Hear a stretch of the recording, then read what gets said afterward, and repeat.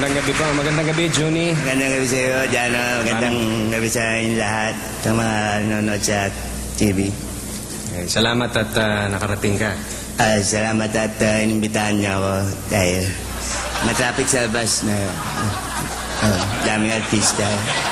Anyway, mga kaibigan, tayo po ay nakarating na sa isa sa pinakamahalagang parangal sa gabing ito, ang Best Picture.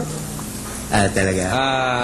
Alam ko, ikaw, Juni, mahilig kang manood ng mga pelikula. Laring mga magagandang pelikula ng Pilipino.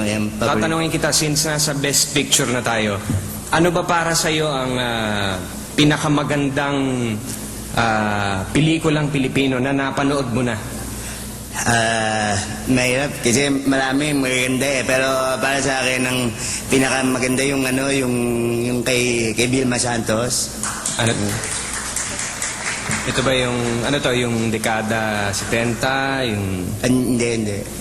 anong Mas luma pa ng konti. Sister Stella L? Hindi, mas luma pa ng Mas luma pa? yung naalala ko na yung Darna and the Giants. Maganda yun. Hindi. Sangayon naman ako sa iyo. Sangayon. Kasi yung, alam mo, sinuri ko yung pelikulang yon. Lahat ng elemento nandun na eh. Action, drama, comedy, fantasy, lahat na nandun eh. Ang paboritong eksena doon yung kay yung Maong Ike Lozada, yung eksena niya. Tama, yung death scene niya.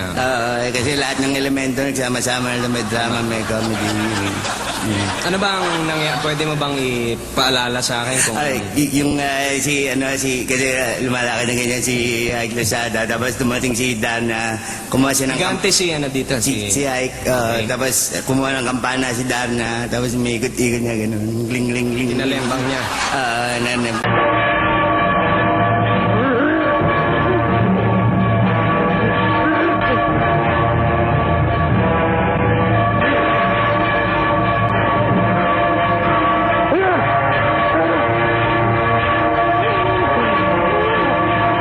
Hanggang napingi, dumugo yung tenga, magsak. tapos namatay na siya. Hindi pa namatay. Binagsakan ni Darna ng kampana sa mukha, naalala nyo? Yung Dugo na. Duguan na yung tenga, binagsakan pa. may bilog na Masyado dugo. naman yan.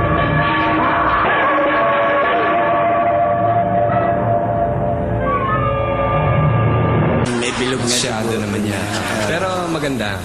Saka yung special effects nun, may hahambing pa rin kahit sa Hollywood. Hindi. Oo nga. Kasi parang loloko lang tayo yung malapit si Ike Lozada sa simbahan na ganito kaliit, pero yung kampana ganun kalaki. Patawarin mo po ako. Parang hindi kasya. Hindi ko na punay. Mali. Anyway, ngayon po,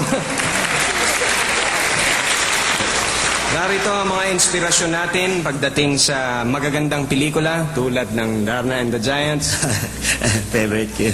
at ang Gawa Durian para sa Best Picture.